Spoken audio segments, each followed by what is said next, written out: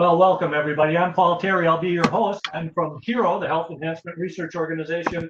I know most of you in America recognize one face who's joining us on the screen. I'm joined today as a co-host by Ron Getzel, who will be our discussion moderator of this very important study called Hypertension Management in the Workplace, Evidence from a Randomized Controlled Clinical Trial in China. This was published in JAMA in March of 2020. We're so excited to host the authors, the lead authors of this study. As those of you who are professional health promotion people know, there are thousands of studies that affirm that health education works, but most of those studies are interventions, often with individuals. Most of those studies are relatively short periods of time. So as much as we know people who come to these interventions have wonderful outcomes in terms of health improvement, it is much more rare to have a population level intervention. I often describe people who study large populations as taking on the audacious goals in health promotion to see if we can move the health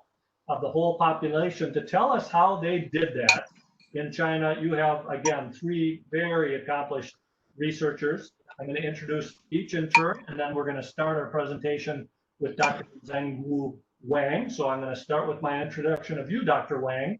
You are the Division Chief of Prevention and Community Health, and you're a professor of cardiology and epidemiology at the National Center for Cardiovascular Disease. You're at Fuwei Hospital in Peking at the Union Medical College and Academy of Medical Sciences, lead investigator for hypertension control, not just for this study, but in other community studies in China. He's a member of the Chinese Medical Association. Dr. Wang has over 200 peer-reviewed publications. So welcome to you, Dr. Wang. And he, after his presentation of the study, is joined by two of his colleagues and co-authors. You see there Dr. Chun Chang. She is a professor of health education and promotion and the vice director of the Department of Social Medicine.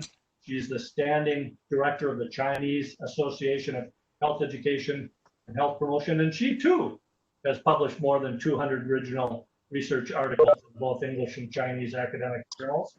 And finally, you're seeing another co-author, Dr. Zugui Zhang. He is the director of biostatistics at the Christiana Care Health System in Delaware.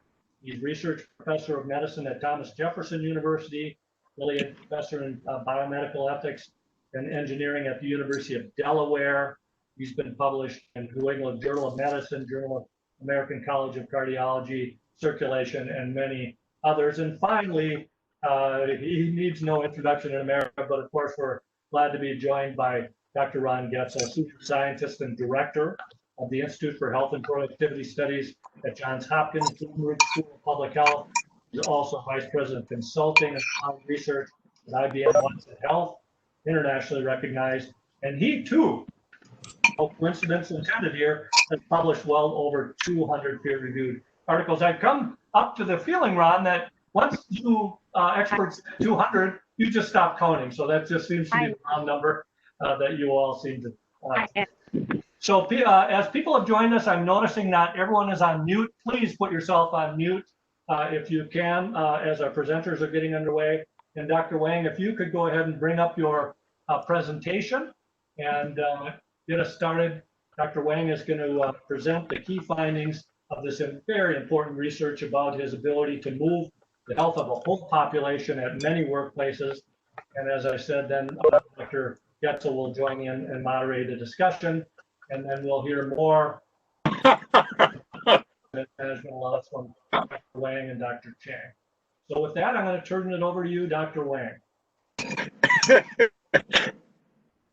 Okay. And again, for everyone else, please put yourself on mute if you've not done that already.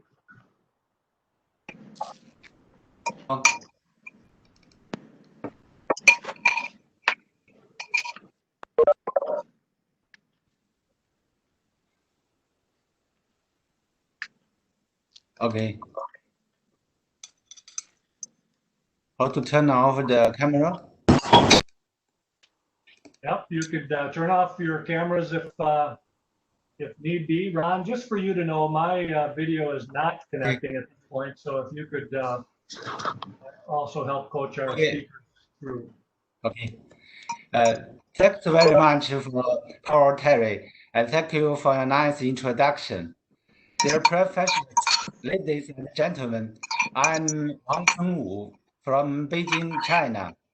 I work in Fuwei Hospital. It's a special hospital for the cardiovascular disease. I also do some research about epidemiology. It is my honor to introduce our study of hypertension management in worksite through this webinar. Thanks for giving us the opportunity. While we still need to control hypertension, including in work sites, because by now the cardiovascular disease are keeping the major cause of deaths, no matter in urban or rural area in China. From this slide, we can see the proportion contribute to about 45%. Reported hypertension as the leading risk factor of cardiovascular disease was also listed in the top level of daily risk factor in China. Now that high blood pressure is so harmful to health, what's the status of hypertension in China? From this slide, we can see the prevalence of hypertension keeps rising during the past half century. The crude rate reached near 28% in 2040. In the meantime, in sharp contrast to high prevalence of hypertension, the awareness, treatment, and control was still in low level, although it was higher than that in 1991-2002. When it was separated into different age groups, we can see, comparing with the 60 age group, the control rate is lower in younger age group, such as 80 age group, 45 age group. Normally, we know these peoples are the employees. So how about the status in workplaces? And how about among employees? According to the surveys conducted on near 30,000 people aged 18 to 65 in 73 government offices, enterprises, and public institutions in Beijing in 2007, it showed the prevalence is the same, was high, near to 29%. It was only 25%. As we know, about 60% of adults are employed. They spend about a third of their waking hours in the work sites. They contribute a lot to society in this period. However, cardiovascular disease, including hypertension, not only causes direct economic loss, but also causes the loss of skilled workers. So, how to improve the employees' health, how to control the hypertension, and how to prevent cardiovascular disease among them is very important for companies in China. I think it is the same in United States and other countries. So we planned to conduct the study of hypertension management in work sites, aimed to develop an initiative focused on cardiovascular health, to implement it in worksite, and to evaluate the effect of workplace-based multi-component intervention strategies or improving blood pressure control.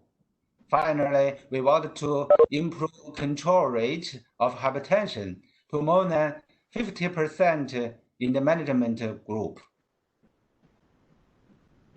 In order to evaluate the intervention effect or the implementation of the protocol, we conducted a cluster randomized trial. Firstly, we developed the protocols. Then, 20 subcenters were selected in mainland China, representing various geographic locations, as showed in the map, and 2 to 4 workplaces which were comparable in sector, ownership, size, economic level, and medical condition were recruited in each subcenter. After a cross-sectional survey, Y workplace were randomized to the control group and the others to the intervention group. As a result, 40 workplaces in intervention group, 20 workplaces in control group. And the sample size was 3,600 in intervention group, 1,200 in control group, respectively. In intervention group, the primary prevention of cardiovascular program was implemented in population level. After of them, those with hypertension were managed for 2 years using hypertension management protocol. In the end, an effect evaluation was done. Firstly, we developed the protocol, including primary prevention protocol for cardiovascular disease in worksite. And meantime, hypertension management protocol in the worksite also were developed.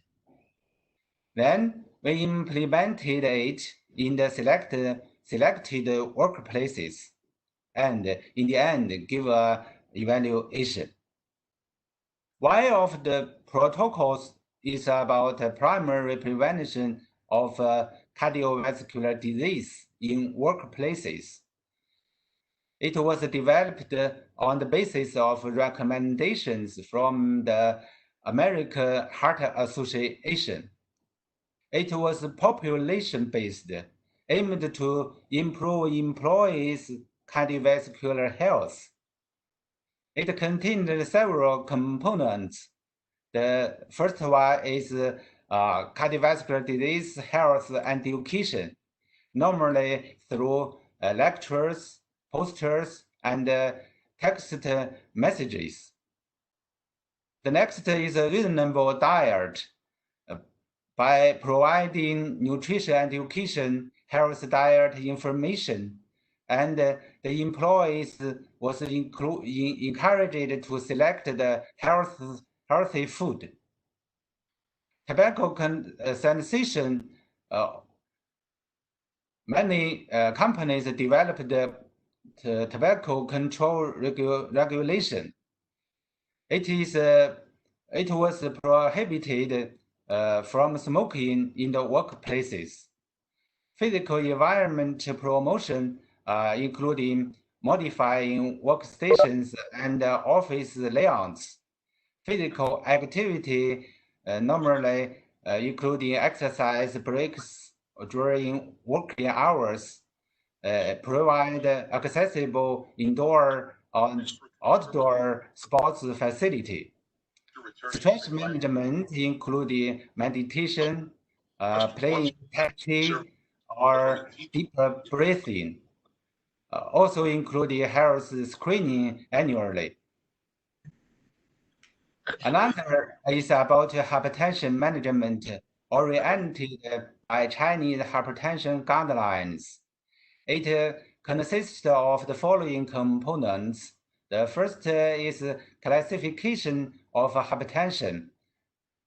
The next is stratification of global risk. and targets BP control and lifestyle modification and drug therapy, including follow-up management. It was used to manage the employees with hypertension under the help of primary health providers from community health centers and followed up by the doctors monthly. Next, the most important thing is how to implement it. First, we set up a task force group, regularly hold meetings to deal with the related things. We discussed with the directors of the companies, persuade them to agree to attend the supported program. Oh, it's my first one since like January. With the manager's approval, a project manager was designated to be responsible for conducting the project in their company, such as to help organizing the employees to attend the health screen, health education lectures. The manager to encourage the persons with hypertension to comply with the management and to urge them to be followed up in community health centers monthly. We also designated some high-level hospitals. If necessary, the patients were referred to the high-level hospitals from community health centers and go back to community health centers when in stable condition. The sub-centers was responsible for training for quality control. Employees in the control group did not receive any intervention from the program, only received usual care. Data were collected in the baseline and in the end of the program in control group.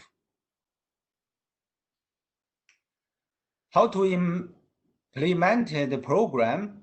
This slide showed that doctor training and health education lectures were held several times in different workplaces. And it was asked to provide or distribute the health education materials.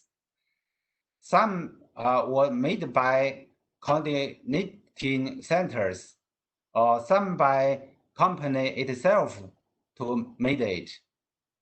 This slide showed the materials was hung on the wall in the rest room.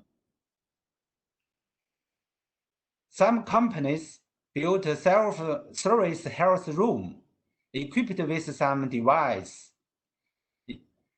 They encouraged the employees to check their health indicators such as blood pressure level, weight, BMI, and so on. Physical exercise regulations were also developed by some companies, modifying workstations and office layouts for improvement environment to decrease sedentary behavior. They encouraged the workers to increase physical activity. Accessible indoor or outdoor sports facilities were provided to encourage engaged employees in regular physical activity. This slide showed the employees were playing ping pong, tai chi, rope skipping, and so on. Tobacco control regulation was developed in some companies. Smoking was prohibited in the workplaces. They were asked to post education material about smoking cessation in company in order to improve tobacco cessation rates among employees. This slide shows the workers was interested in discussing about the paintings. Regulations also included, such as asked to provide lower salt, lower oil food in cafeteria for employees to easily select, and to put leaflets about balanced nutrition on the dining tables, to provide health education materials in appropriate sites in workplaces. Look at from this slides, we can see there show the food pyramid. One picture is about lower salt food. And this window is special for lower oil food. The workers were in line for lunch.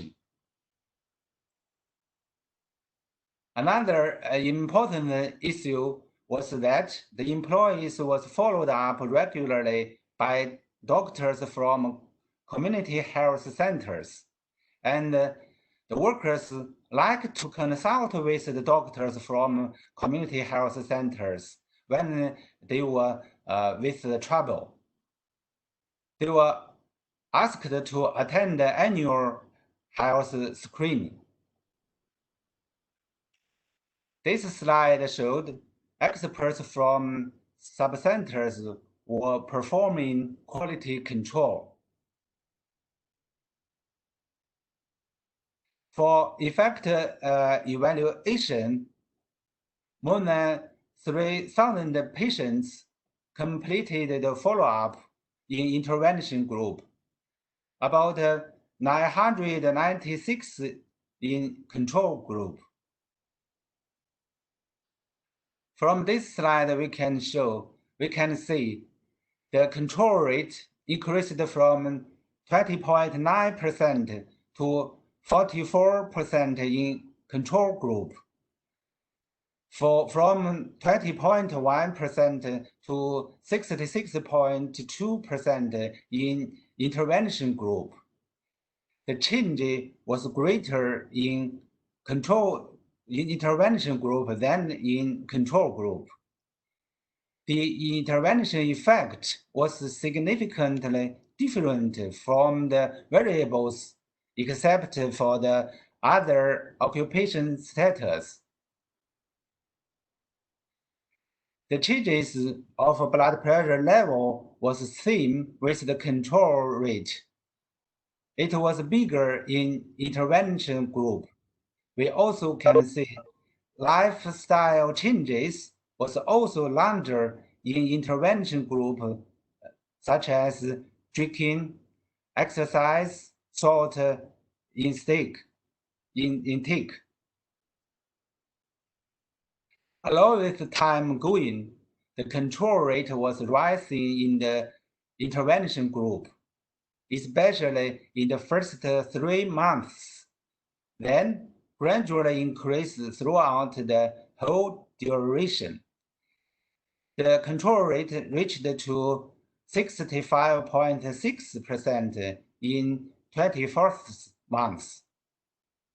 Meantime, the mean level of blood pressure showed a significant decrease over time, especially in systolic blood pressure level. This results about the program has been published in JAMA Cardiology as introduction by Professor Paul Terry. So we can get the conclusions. First is a workplace-based multiple component intervention appeared to be more effective than usual care, leading to measurable benefits such as lower blood pressure, improved hypertension control, and adoption of healthy lifestyle habits. The second is the intervention can therefore be considered for large-scale use or inclusion in hypertension control programs in workplaces in China and other countries. The achievement, including our study, other domestic studies, international studies, encouraged us to continue our efforts. But we must keep clear, the iceberg of hypertension burden is still existing in China. From this slide, we can see nearly 85% patients with hypertension are uncontrolled. So hypertension prevention, including in work sites, has a long way needed to go. Thanks for your attention. It's my slides here. Thanks very much. Very good, Dr. Wang. Thank you very much. It's such an important study. And I'm going to come back on audio and video. And for our guests, I suggest you stay on mute on your audio for now, but do join us on video. It's a very manageable sized group, Ron. So we're going to turn it over to Dr. Getzel to get us started in the conversation. But then, Ron, you've probably seen too, we have a lot of great questions from our colleagues. So I'll just kind of go back and forth between you and some of the questions from them. But with that, thank you again, Dr. Wang, and here is Dr. Ron Getzel. Yeah, thank you very much, Dr. Wang, for a very clear and thoughtful presentation. And I very much appreciate the pictures that were taken during the interventions to illustrate the kinds of programs that you have in place, which are the kinds of programs that many of us in the health promotion wellness community know about, but it's really interesting and nice to see that it's being done in China. These randomized clinical trials are very, very rare in workplace settings for a variety of reasons. And there have been some studies done in the United States, but perhaps not with as much of a dose as the program that you offered and delivered. So before we get into the specifics, just a curiosity, what led you, what was of interest, what inspired this study to do work in a workplace, to do the research in a workplace and not in a clinical setting? What inspired you? You're on mute, so let me unmute you. There you go. Okay. And let's also bring in Dr. Chang and Dr. Zhang for some of these questions. So starting with Dr. Wang, and then we'll on your next questions, let's also get in their colleagues. This question answered by the Professor Zugui Zhang. Very good. Yeah. This is okay. This is a very important study in the Chinese Cardiovascular Center.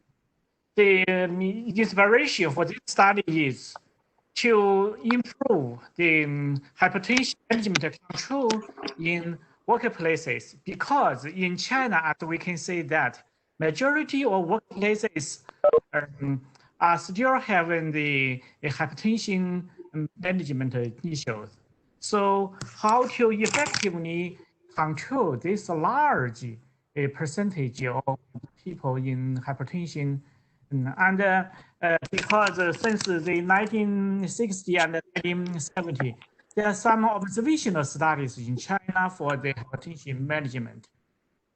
But the people like to know that if we compare the standard care to some specific intention, if the results could be different. So based upon this study, the China National Cardiovascular Disease, together with other institutions and companies, designed this clinical trial. Because with the time, with the lifestyle change, with the economic growth in China, hypertension become the more important threat and challenges in China society. Mm-hmm. All right, and Paul, should I keep asking questions? Or Yeah, why don't you take the next, I know you've thought about this a lot in advance, Ron, so why don't you take the next 2 or 3? Maybe get in Dr. Chang, and then we'll, just a heads up, the early bird gets the word. So Seth, I'm heading for you next, and Jessica for you after Seth. So a couple more from you, Ron. All right. How did you convince companies to participate in the study? How did you get their management to buy in and allow their workers to be randomized into a treatment or control condition? This question answered by Professor Chun. Okay, thanks a lot. Actually, in China, we already have some networks incorporate with the cardiovascular disease prevention control, and also the non-communicable disease prevention and control. But the FAHA hospital actually is a high-level, the national level center for the prevention and control. And in prevention level, provincial level or city level, we also have this kind of hospital or even cooperated with CDC. So actually, it's a network. So through this network, the local, we call it as a sub-center, they can connect the workplaces. This is the, how to say, the disease prevention and control system. On the other hand, in the workplace, there is a department in charge of the employees' health. So actually, usually they have a connection. In this connection, the sub-center, they can connect the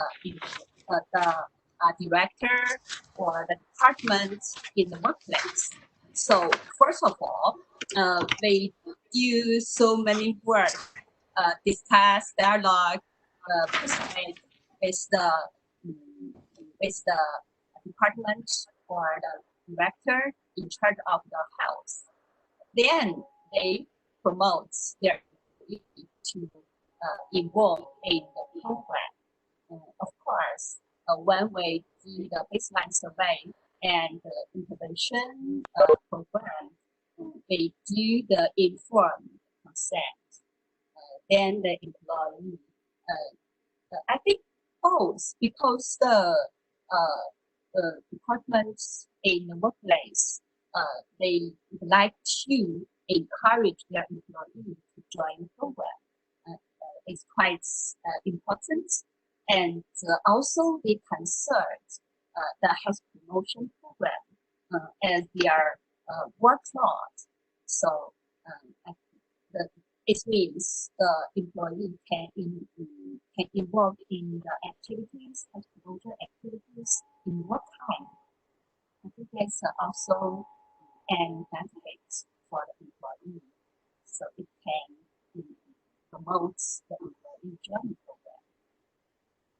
Okay, and thank you, Dr. Chang. You were fading in and out sometimes, so we'll see if we can get maybe a better connection. And Paul, did you want Seth to ask his question? Yeah, hey Seth, you're on mute, but if you could jump off. And just a quick orientation as Seth's coming off mute, those of you who are familiar with Zoom, similar functionality. If you want to see a grid view, look up in that top right corner and you'll be able to switch from speaker view to that grid so you can see everybody who's joined us. And those of you who, if you want to join us by camera, it's quite easy. Just go down to the bottom of your screen.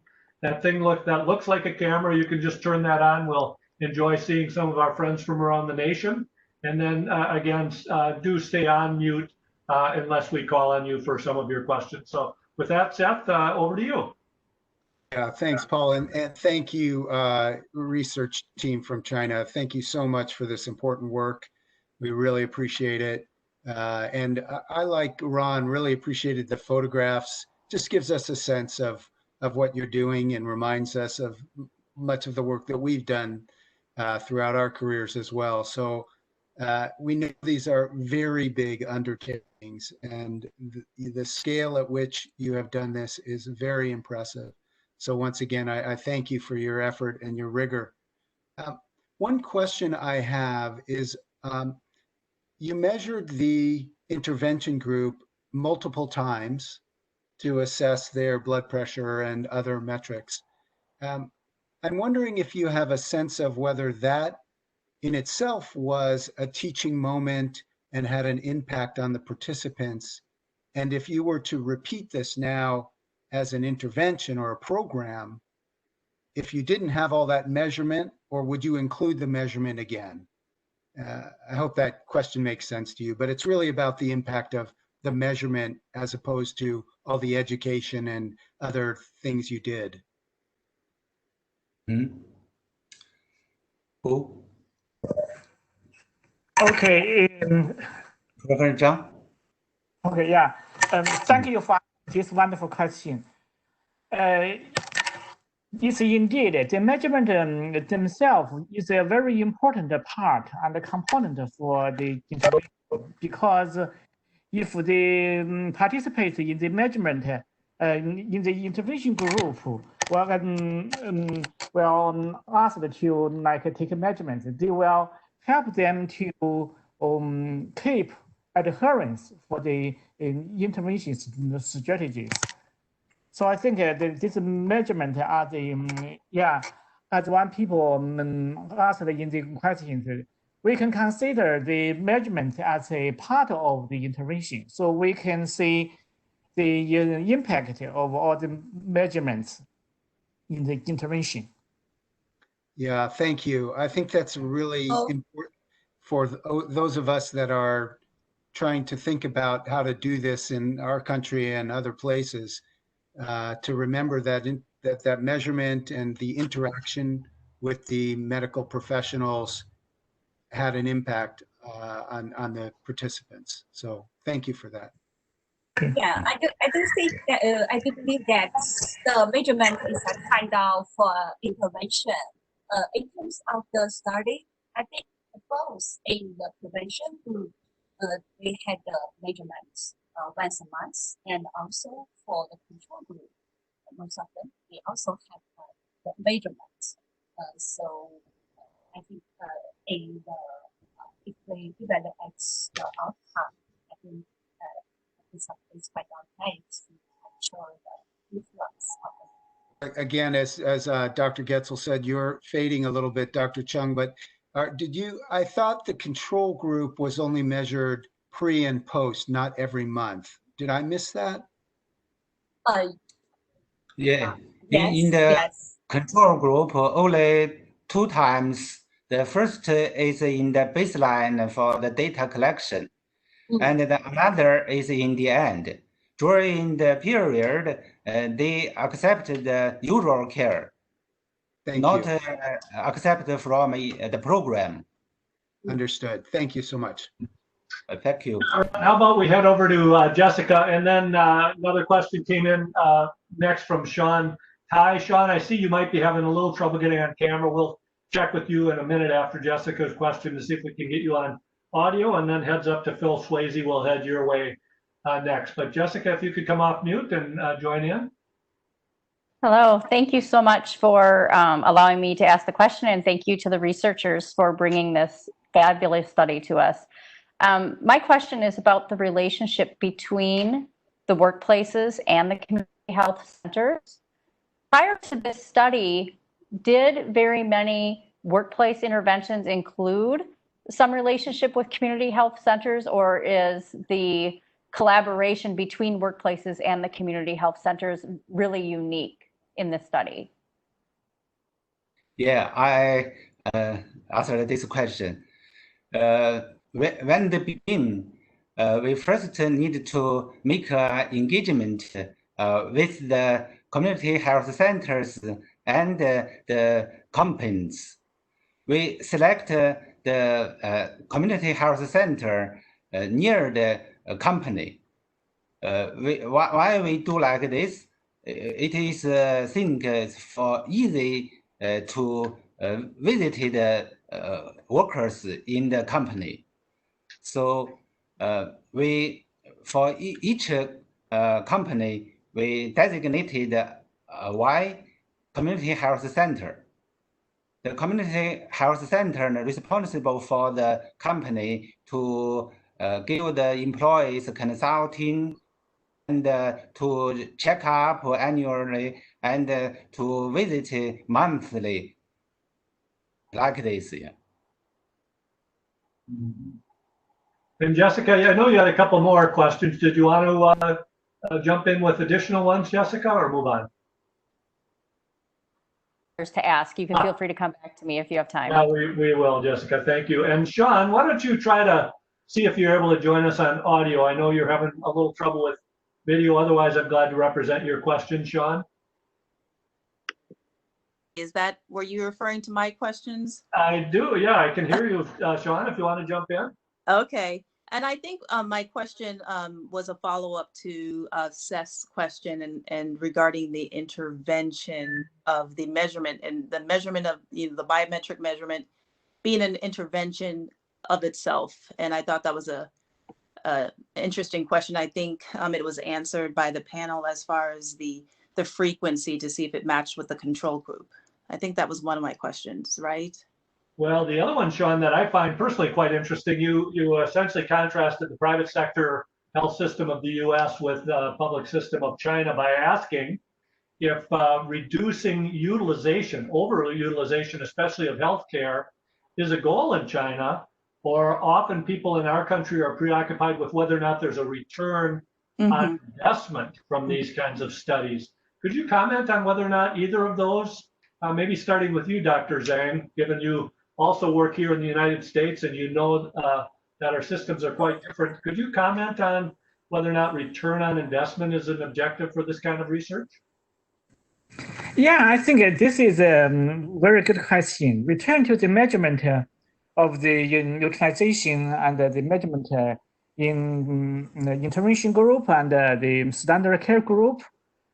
In this study, Dr. Wang and Dr. Chang already mentioned that the measurement for the intervention group, longitudinally, and for the standard care group, just at the beginning and at the end.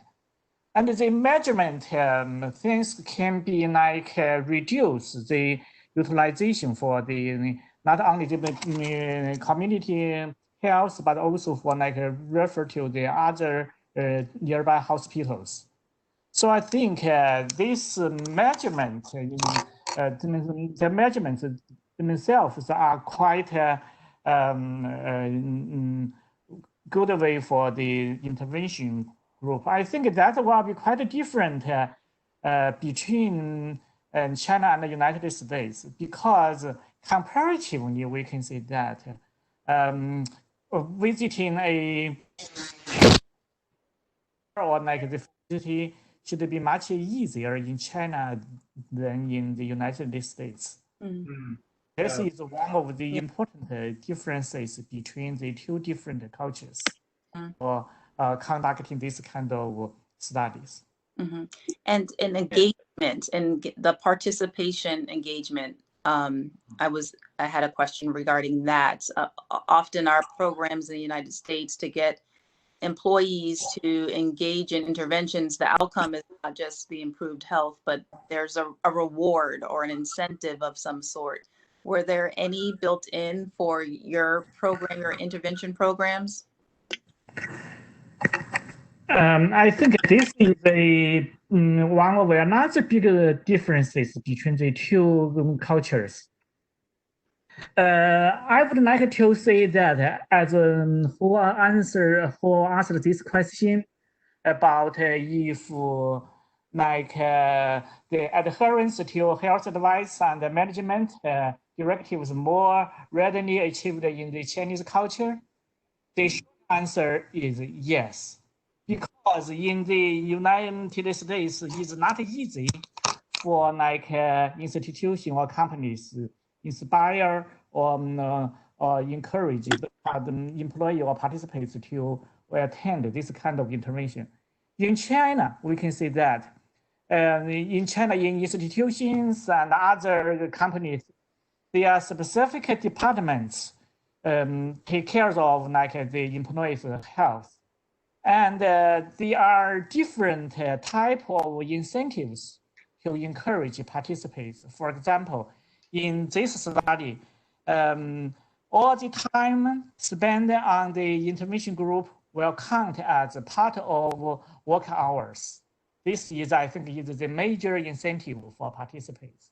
In China, if we can see the culture differences, generally speaking, China is a collectivism culture, and the American consider as the individualism culture. In a collectivism culture, if like the leadership or the like management team has like the program to attract the employees, the participants will be very likely to participate because that only benefit for their health, but also is a good help and the big plus for the leadership team. So I think this is one of the reasons why this kind of intervention is much, I would like to see, easier implemented in Chinese culture. I know that in the United States, we have different incentive ways to encourage or attract the participants. For example, I'm from Newark, Delaware. I'm working in the personal care. This is a health system with more than 10,000 employees. What kind of incentive for this kind of programs in our Newark, our personal care? We deduct like the copay. Or deduct like the insurance premiums. For example, if you participate in like a smoking cessation program, we can reduce like $15 per pay for participants to participate. And also, we have like the program for employees and the doctors and the nurses to participate in some specific like weight loss programs. But comparatively, our leadership team do not have like this authorities to encourage or attract employees to participate. I think in China, this kind of program can be more likely to be implemented compared to the United States. I think that's due to the two different cultural systems. And I'd suggest we wind down with just a couple of more questions. I know Phil Flazy was on hold with one, but Ron, let me turn it over to you again. Yeah, no, one question before, Phil, you get a chance to ask yours. There's questioning about money and reduction utilization and cost savings and ROI. This is, I would think, a very expensive study to run. Where did you get the funding and how did you convince the funder to do the study? I answer this question. The first is we get the funding from the government, and a part of them from the support from the company. If a company attend this program, they like to help us to complete it because they know we help them to improve the workers' health. If so, they can reduce the loss of skilled workers like this. Yeah. All right. So both the government and the companies supported. Dr. Chun? Yeah. And in the company, they also have a budget for the employees' health. So it depends where they invest this part of money. If they have this kind of program, they would like to invest some money in this program as a cost support. All right, Philip, I'll turn it to you. I think you may be the last questioner, and then we'll end our program. Philip?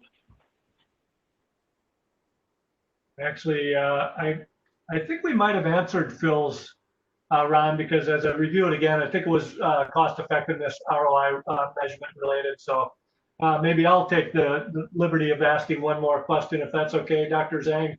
we talked about this internal validity, external validity challenge, because our countries, as Dr. Wang said, are really quite different. How much of advantage might you have in China? Because some people, and I don't want to be too stereotypical here, but some people would suggest, as you seemed to suggest earlier, that there's a little more compliance and adherence and group mentality compared to the independent and solo mentality of Americans. Do you think it's easier to do these kinds of interventions in China in terms of getting cooperation? And the quick answer for you is yes.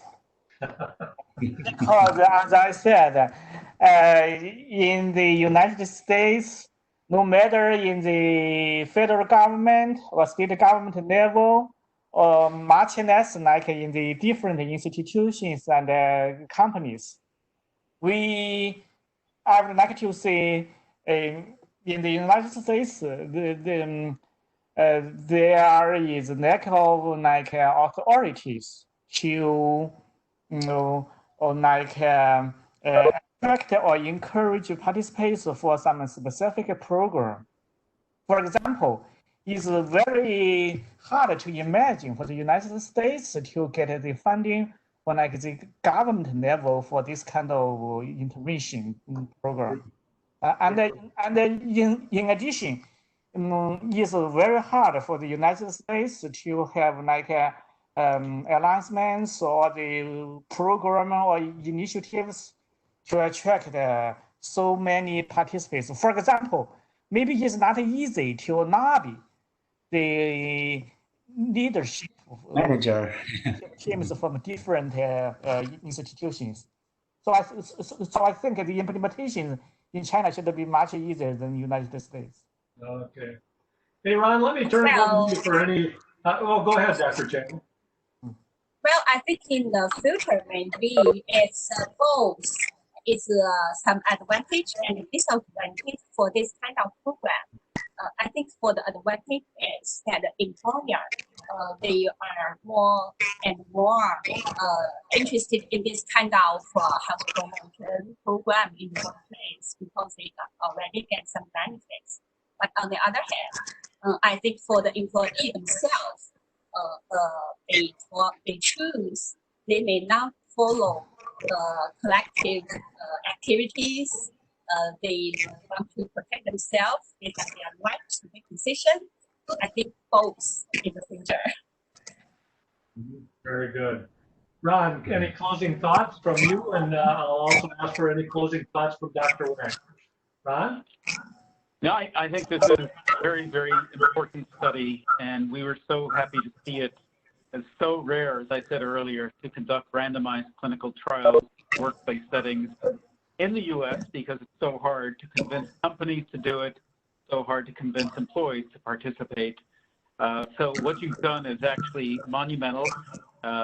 Paul was mentioning that back in the 1970s, we had randomized trials that focused on hypertension in the big auto companies in the United States.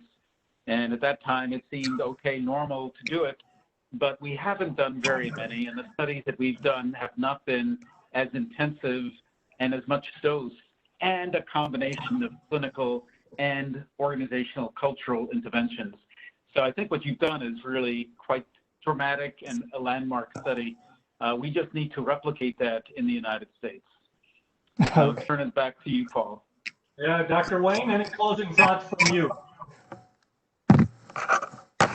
Dr. Wang, any final words? After this study, we got many experience. First is how to persuade the leader, the managers of the companies to attend the program. Then a very important thing is we need to find a professional team, like from the community health centers doctors. Need them to help us to improve it, to implement it in the company. And another is we need to get the support from the government. In China, like Professor Zugui Zhang said, the government have the strong power to improve the project. In future, we want to, the first is follow up the participants. We want to evaluate the long-term effects or intervention. Another is we want to generalize it in other provinces, other companies to let this program the benefits to cover the other companies. And the last one is I want to make a cooperation with HERO. Maybe we can together to improve the worksite management. Including hypertension on the coronary heart disease, heart failure like this. Thank you very much. Thank you. Well, I know HERO's president, Karen Mosley, has been sitting through this presentation, as has been our Vice President of Research, Jessica Grossmeyer. And I never try to speak for these powerful women, but I know on this particular point that they are absolutely enthusiastic about your offer. And on behalf of HERO, we would like nothing better than to be future collaborators and continue to support your work. Dr. Wang, as you were making your closing remarks, I was typing to everybody participating here that we will be sharing this presentation far and wide. So our great thanks to Dr. Ron Getzel for his work at Johns Hopkins and IBM Watson Health, who brought us the webinar functionality today. And we will close by thanking you, Zengwu Wang, for your leadership, for you, Chun Chang, for your terrific support of this study, and for you, Zugui Zhang, for your expertise and your very smart advocacy for this research. With that, we thank you, and we are now adjourned. Goodbye to all, and we hope to visit you in China someday, and we hope you come and visit us here in America next time you're here. Okay, bye-bye. Thank you very much.